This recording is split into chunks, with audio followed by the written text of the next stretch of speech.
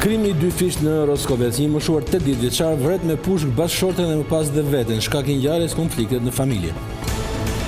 Shumica paraqet draftligjin për referendumet dhe kërkon konsensus nga opozita, por kreu demokrat Berisha paralajmëron vot kundër në parlament. Pas rritjes së çmimit të naftës kërcënon transporti urban, nga e hëna do kufizoj me 30% numrin e autobusëve nëse qeveria nuk na jep një zgjidhje. Shqipëria përgatitet për duelin e Polonisë që luhet pas nesër në Varshavë. Me raku i teknikut Silvinjo janë lojtarët e paaktivizuar rekord në bileta. Kam një orë që bëj kështu.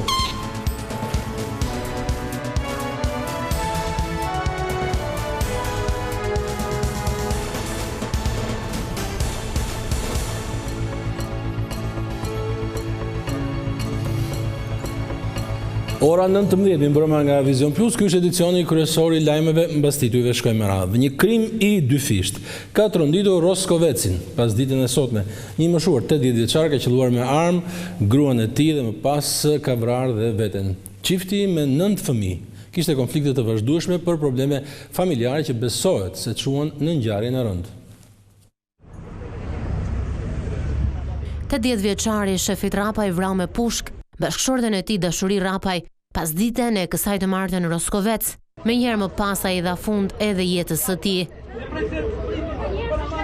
Gruaja 75 vjeçare u qellua nga burri i saj brenda shtëpisë së tyre, ndërsa nga fqinjët mësohet se kishin rreth 20 vjet që jetonin në këtë zonë, pasi ishin zhvendosur nga Levani i Beratit.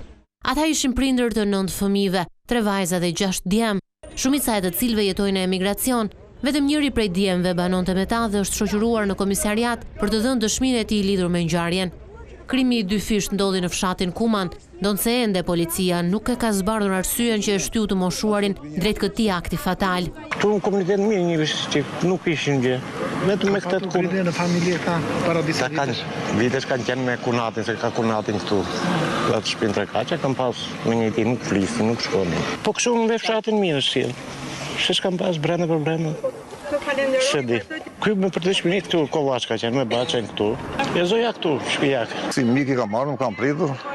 Të rregull, familje rregull. Ku e di kjo ka qenë konflikt i çastit, as e kam pasur, unë jam çik lart tash, nuk e di të kinj kot. Unë them atë që di. Banorë të tjerë nga zona bëjnë me dje se në familje kanë ekzistuar konflikte të vazhdueshme ndër vite, madje vetëm 4 ditë më parë, në banesën e tyre kishte ndërhyrë edhe policia për të sqaruar mosmarrëveshjet mes çiftit. Po të njëjtët thonë se rreth 10 vite më parë, i moshuari kishte tentuar të jepte fund jetës me armë zjarri, por të gjitha këto deklarata mbeten për të verifikuar nga hetuesit. Gjykata e posaçme ka dënuar me burgim të përjetshëm Altin Hajrin, duke e shpallur fajtor për vrasjen e Jan Prengës, ngjarje e ndodhur në janar të vitit 2020.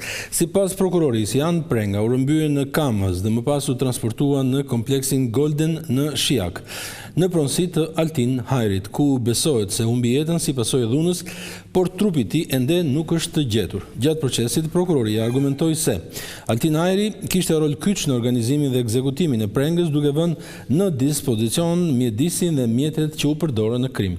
Nga ana e tij, Altin Hajri, që është ende në kërkim nga policia, i ka mohuar akuzat. Përmes avokatit mbrojtës, ai ka deklaruar se nuk ka patur dieni për planin e rrëmbimit dhe se nuk ka qenë i përfshirë në këtë ngjarje. Sipas organit të akuzës, krimi ndodhi për shkak të prishjes së pazareve të drogës në Angli. Kryetari i Bashkisë së Tiranës, Erion Veliaj, ka kërkuar që dosja ndaj tij të vihet në dispozicion në burg përmes një procesi inventari të rregullt. Kjo çështje ka shkaktuar debate në seancën e sotme, pasi prokurorët thanë se ajo ishte një manovër për të shtyrë gjyqin.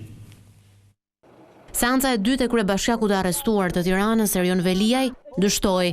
Shkaku bë kërkesa për inventarizimin e provave dhe të fashikujve gjyqësor të dosjes së tij. Seancën e kaluar, gjykata e posaçme i dha dritën jeshile kërkesës së mbrojtjes për të njohur me dosjen fizikisht. Menjëherë u urdhrua një agent i byros kombëtare të hetimit për t'ia vënë në dorëzim kryetarit bashkisë. Por sipas prokurorisë, Erion Veliaj është konfliktuar me hetuesin që u paraqit në paraburgimin e Durrësit. Brenda seancës, kërkesa e dytë shkaktoi pakënaqësi mes palëve, pasi prokurorët e posaçëm Altin Dumani dhe Olis Dado pretenduan se inventarizimi i akteve gjyqësore është një makinacion për të shtyrë procesin. që në fillim, Erion Veliaj ka shfaqur sjellje kundërshtuese dhe fyese ndaj hetuesve të BKH. Ka qenë reagim jo etik dhe fyes, duke refuzuar të marrë aktet. Në këtë kusht është larguar dhe ka vënë në dieni të gjithë zinxhirin në burg, që nga juristët e deri tek drejtuesit. Ata të gjithë së bashku kanë shkuar t'i sqarojnë Erion Veliajt arsyen. Është kundërshtuar dhe Veliaj është drejtuar me fjalët: "Gruaja ime abortoi 2 herë, më keni shkatëruar. Olz Dado ka 30 apartamente. Ky pis, abortin e 2 fëmijëve të mi, s'kam për ta falur." Drejtuesi më parshëm i SPAK Altin Dumani kërkoi seriozitet në seancë. BKH nuk është urdhëruar nga gjykata për ta njohur me aktet. Ki kujdes kur përmend agjentët e BKH dhe mënyrën si u drejtohesh. Kanë zbatuar vendimin e gjykatës. Nuk ka akte hopshe. Bëj verifikimin dhe shko njihu me fashikujt. Mos improvizdo situata që nuk ekzistojnë. Ne flasim me akte, jo me hamendje si ju. Jashtë gjykatës, avokati i ri Erion Veliajt, ish deputeti socialist Plarent Ndreca, u shpreh se proces verbali është i domosdoshëm për një mbrojtje të frytshme, ndërsa sjelljen e klientit të tij sipas SPAK e quan vetëm një pretendim të këtij organi. Ai është një proces verbali një anshëm, i mbajtur nga njëra prej palëve, asaj pale që sot përfaqëson akuzën. Por prokurorët nuk thanë se çfarë sjellje kanë bërë oficerët e policisë gjyqësore, nuk thanë që oficerët e policisë gjyqësore kanë shkuar pa njoftim ndaj zot Veliaj, pa njoftim të avokatit kryesisht dhe në qeli e përsëris, në qeli. Unë do pres se si do e menaxhoje këtë dhënien e akte përsëri prokuroria apo institucioni para burgimit. Ne kemi gjithë vullnetin e plot për t'i marrë aktet, për qëndruar aty dhe për t'i marrë aktet siç duhet. Kryetari i Bashkisë së Tiranës akuzohet për korrupsion pasiv në 13 episode të ndryshme, pastrim parash, përdorim detyre, mos deklarim të ardhurash në bashkëpunim. Sipas organit të akuzës, ai shfrytëzoi postën e qytetarit të parë të kryeqytetit për të krijuar favore financiare gruas së tij përmes një skeme korruptive të ndërlikuar. Gjykata e posaçme ka rrëzuar kërkesën e ish-presidentit Ilir Meta për të ndryshuar masën e sigurisë ndaj tij. Meta kishte kërkuar të lirohej nga qelia kundrejt një garancie financiare për 50.000 eurosh, por kjo kërkesë nuk u pranua nga trupa gjykuese. Gjatë seancës, në mungesë të tij, ishte i pranishëm avokati mbrojtës, i cili u shpreh se kërkesa për lirim synonte të ishte edhe një dhuratë për ditëlindjen e 57 të ish-presidentit. Avokati paralajmëroi se vendimi i gjykatës së posaçme do të ankimohet, duke theksuar se betejë ligjore nuk përfundon këtu. Ai gjithashtu edhe i akuzon ndaj trupit gjykues duke pretenduar se vendimet ndikohen nga komunikimet e jashtme përmes telefonatave dhe mesazheve. Ilir Meta ndodhet në paraburgim që prej tetorit të vitit 2024 ai përballet me akuza për korrupsion, për pastrim parash dhe fshehje pasurie. Dini që sot presidenti ka dilësinë apo jo?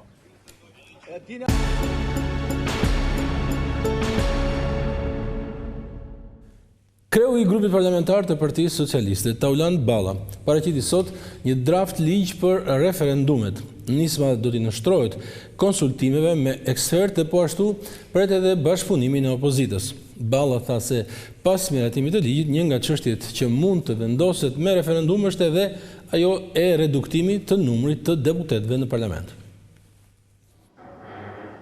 Ashtu siç u paralajmërua nga kryeministri Edi Rama në asamblen e 21 marsit, Partia Socialiste prezantoi draftin e ligjit për referendumet.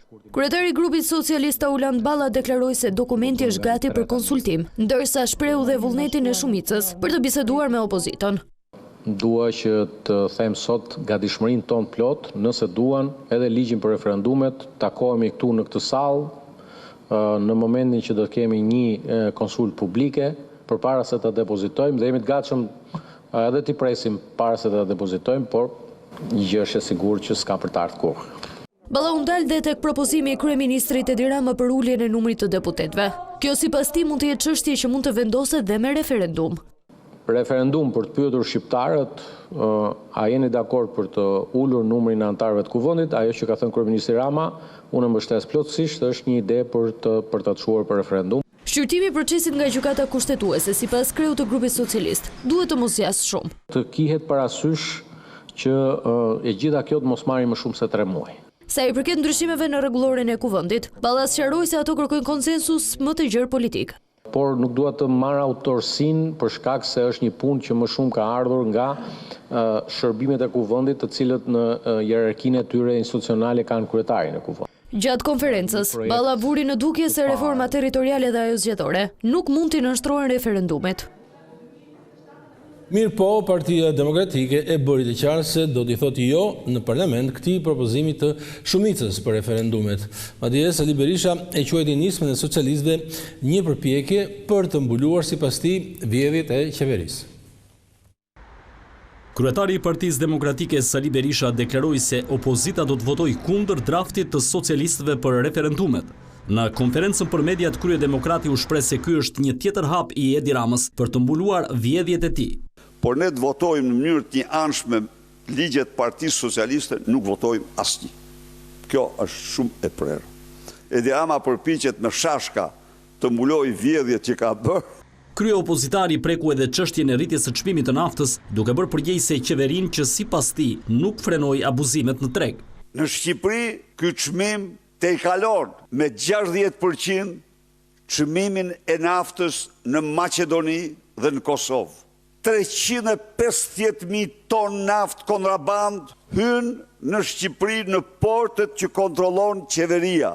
Lideri i opozitës u shpreh se Partia Demokratike ka gati paketën me programin e saj që vendos mbi nafton të njëjtën ngarkesë fiskale, ashtu si në Maqedoninë e Veriut dhe në Kosovë.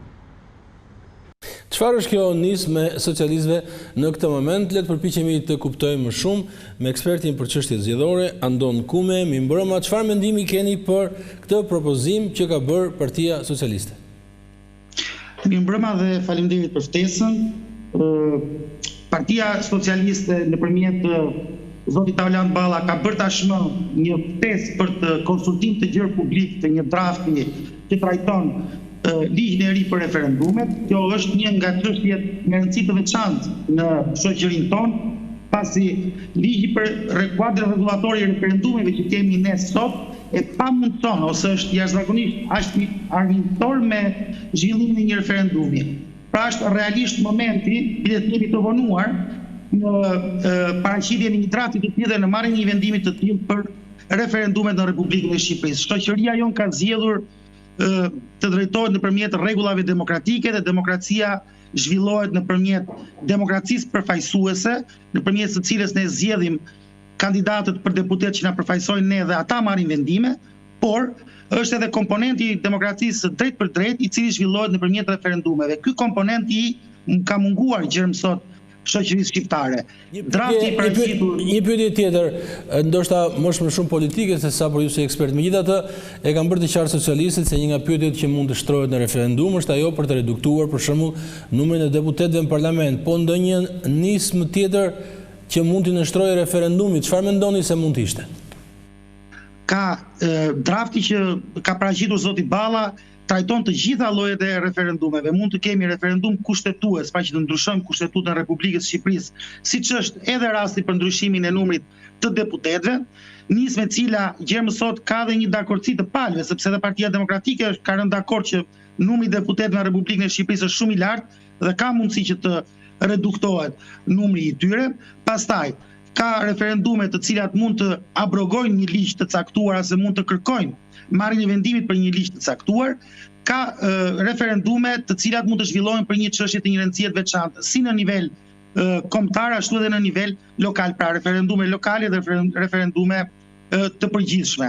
Shumë çështje mund të trajtohen me referendum, çështje të cilat nuk zgjedhësi, le të themi, nuk ka pse t'ia lërin në dorë të zgjedhurve prej tij, por kërkon që zëri të dëgjohet. Forumi për të konsideruar të vlefshëm një referendum pas kësaj ndryshon në bazë të llojit të referendumeve që do të zhvillohen. Për shembull, për të ndryshuar kushtetutën është e nevojshme më shumë se gjysma e votuesve që kanë drejt vote, të cilët duhet jenë pro këtij ndryshimi për të ndryshuar Kushtetutën e Republikës së Shqipërisë, gjë që është pak e vështirë për t'u arritur, ndërsa forumet e tjera për çështje të një rëndësie të veçantë, lokale, kombëtare ose për të ndryshuar një ligj, janë të parashikuar në këtë draft si forume të cilat janë edhe mundësisht të arritshme, pra realisht të bëshme. Zoti Kume, duke kujtuar pak së bashku në këto 30 vjet, edhe të kujtojmë së bashku me publikun, në fakt në Shqipëri janë zhvilluar vetëm 3 referendume, në 94-ën ai për Kushtetutën që u rrëzua, ishte president Berisha, në 97-ën për formën e regjimit, monarki apo republik, u rrëzua monarkia, Dhe në vitin 98 kushtetuta që kemi në fuqi është miratuar gjithashtu me referendum. Megjithatë ka një përshtypje, ju e përmendet pak më parë se është e vështirë procesi burokratik dhe ligjor sot aktualisht që të realizohet një referendum. Përse dështojnë këto nisma? Për cilat janë shkaqet? Të gjitha këto referendume që përmendët ju janë referendume kushtetuese. Dhe janë vetëm këto referendume që janë zhvilluar në Republikën e Shqipërisë. Ndërkohë, nisma për të zhvilluar referendume të tjera në Republikën e Shqipërisë ka pasur, por kanë dështuar, sepse legjislatori ynë ka vendosur rregulla të tilla për të zhvilluar referendumin, të cilat e pamundson zhvillimin e referendumit. Pra janë rregulla armiqësore me zhvillimin e referendumit. Me këtë draft të ri, kjo kërkohet që të zhbëhet. Kërkohet pra të kemi një ligj për referendumet, i cili bëhet më miqësor me zhvillimin e tyre.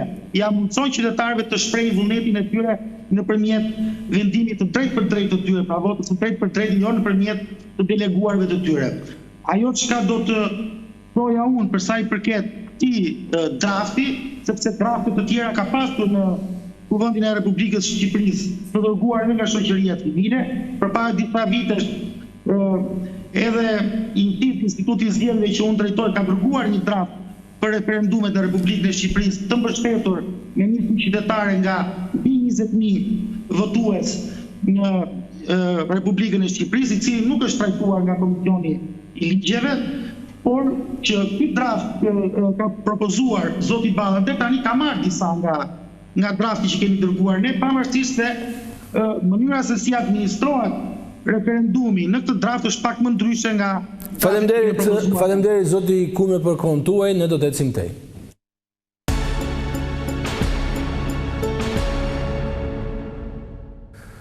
Sot për afro 2 orë, kryeministri Rama është takuar, është mbledhur me disa nga ministrat, të cilët kanë raportuar për punën e dikastereve që ata drejtojnë. Mësohet se në fokus kanë qenë çështje që konsiderohen prioritare, ndërsa takimet e shefit të qeverisë do të vijojnë edhe gjatë ditës së nesërme. Kryeministri Edi Rama ka nisur një seri takimesh në Vilën 30 me anëtarët e kabinetit qeveritar. Këtë të martë për 2 orë i thërriti ministrin e brendshëm dhe atë të drejtësisë, si dhe krerët e institucioneve të varësisë.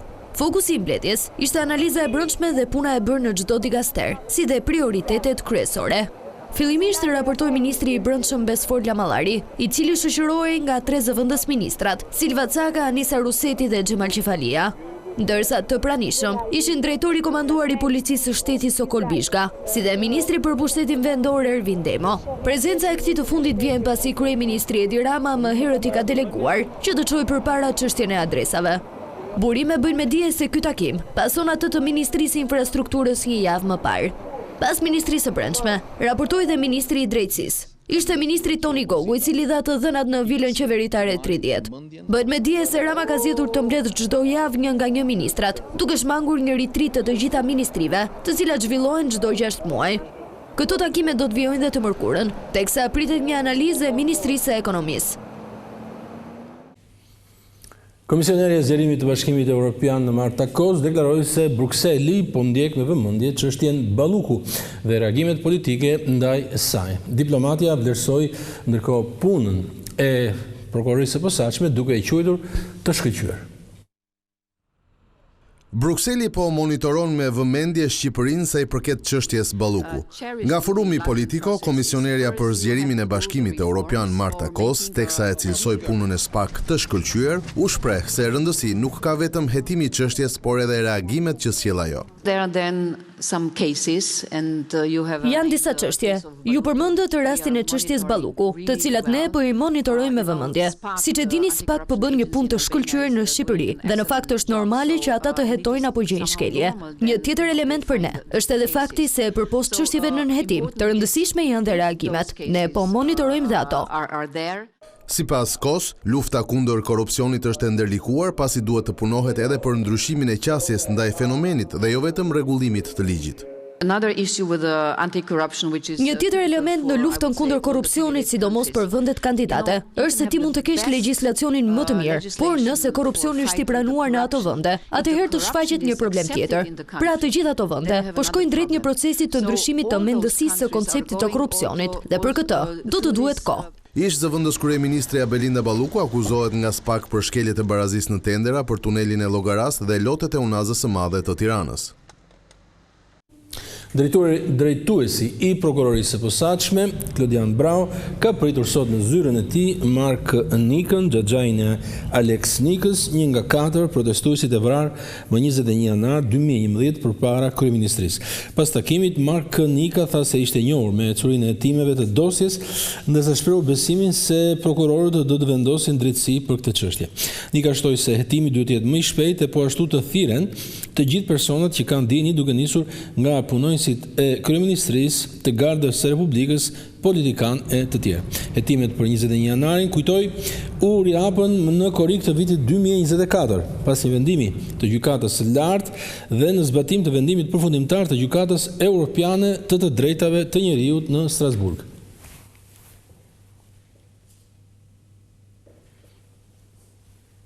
Rritja e çmimit të naftës ka futur në krizë transportin urban në Tiranë dhe në Kamëz.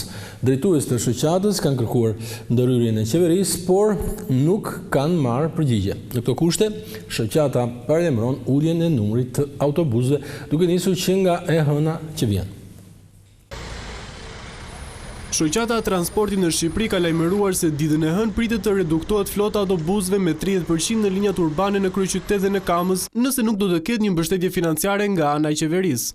Jemi të detyruar të njoftojmë se transporti publik ditën e hënë, nëse nuk do të kemi një reagim nga institucionet, jo për shkak të një presioni që mund të bëjmë, por për shkak të pamundësisë ekonomike, do të reduktohen flota e mjeteve me 30%, gjë që është në dëm të operatorëve, por edhe të qytetarëve, cilët nuk do të marrin një shërbim siç duhet ta marrin, siç ata e meritojnë.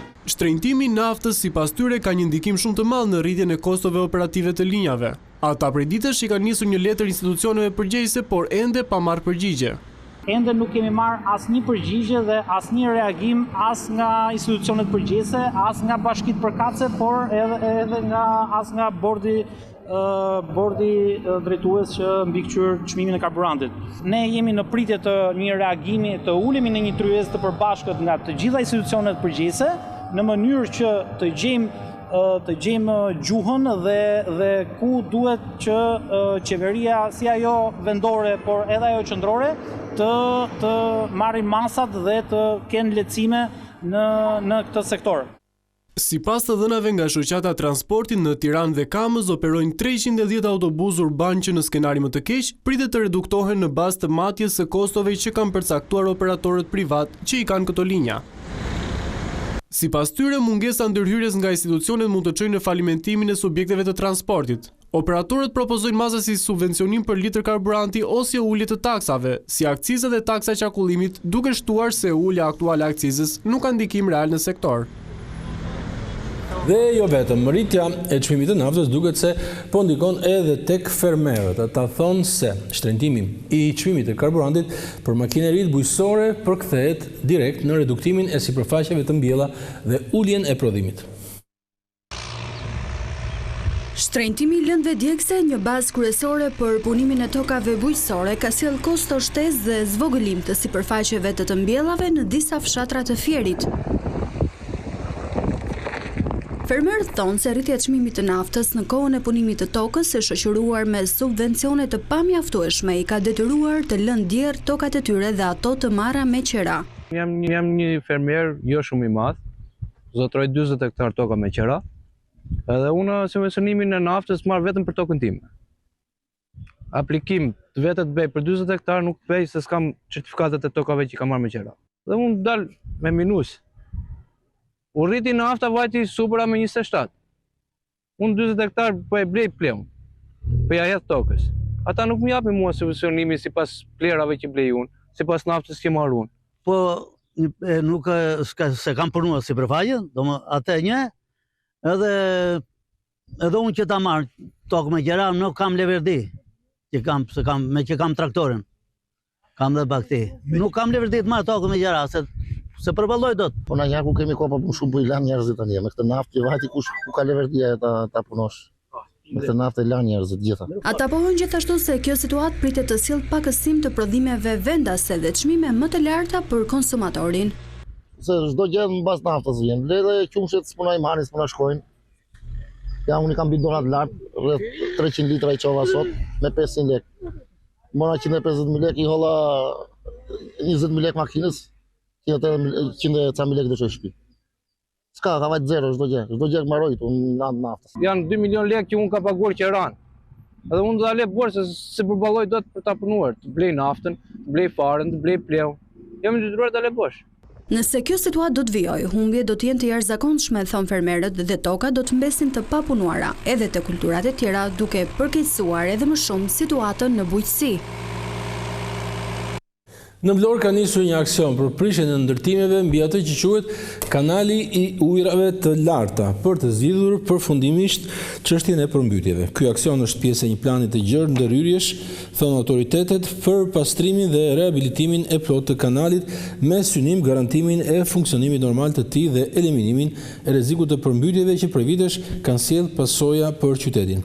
Ndërhyrja përfshin edhe prishjen apo zhvendosjen e strukturave të ndërtuara mbi kanal, të cilat kanë penguar rrjedhën e ujrave dhe kanë ndikuar drejt për së drejti në përkeqësimin e situatave gjatë rreshjeve intensive.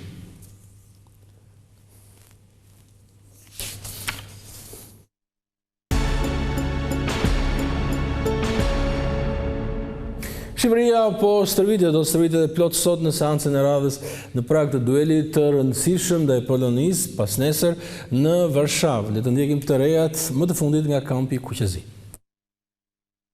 Pas një ditë të parë stërvitore të lehtë dhe jo me grupin e plot, kombëtarja shqiptare pret të kryejë këtë të martë pasdite një seancë intensive stërvitore, ku stafi teknik do të ketë mundësi të shohë me lupë gjendjen e lojtarëve të grumbulluar. Myrto Ozuni, Nazmi Gripçi dhe Ylber Ramadani, që patën impenjimet e fundit me klubet e tyre, mbritën vonë në raport me lojtarët e tjerë kuqezi, ndaj sot grupi do të jetë i plotësuar për seancën e radhës në shtëpinë e futbollit. Me plotësimin e organikës, Silvinho dhe ndihmësit e tij nuk do të kenë më nevojë edhe për lojtarët e kampionatit shqiptar që u bashkuan të hënën me ekipin, vetëm për t'i dhënë një dorë stafi teknik, konkretisht Ismaili Dinamo, Zgjini i Vllaznis dhe Tresa Ilaçit në kategorinë e parë. Me interes veçantë, Silvinho e ka të shohë nga afër qoftë në intensitet stërvitor, ashtu edhe në testet e vogla brenda kuqezive, gjendjen fizike të lojtarëve të veçantë, si Armando Broja, Yasir Hasani apo Kristian Aslani. I pari është ai që shqetëson më shumë. Është një futbollist me cilësi të veçanta në fazën ofensive. Mirë, po minutat që i mungojnë me klubin dhe fakti që vjen nga një tjetër dëmtim shqetësojnë Silvinhon. Duke vlerësuar nga afër gjendjen fizike, duke folur me futbollistët, trajneri brazilian i kombëtarës son do të krijojë një panoramë të plotë të përgatitjes së formacionit për ndeshjen shumë të rëndësishme të shenjtës ndaj Polonisë. Koha në dispozicion është e vogël, pasi të mërkurën grupi Kuqezi duhet nisë drejt Varshavës.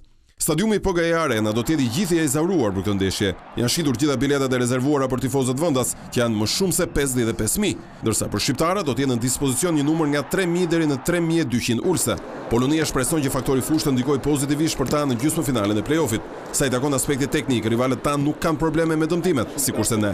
I vetmi futbollisti ju mungon për arsye pezullimi është mesueshori i Atalantës Nikola Zalewski. Sfida në Varshavë do të gjykohet nga arbitri i mirënjohur anglez Anthony Taylor. Ishin këto lajmet kryesore për sot, e martë 24 mars, ju urojmë mbarëmjet këndshme.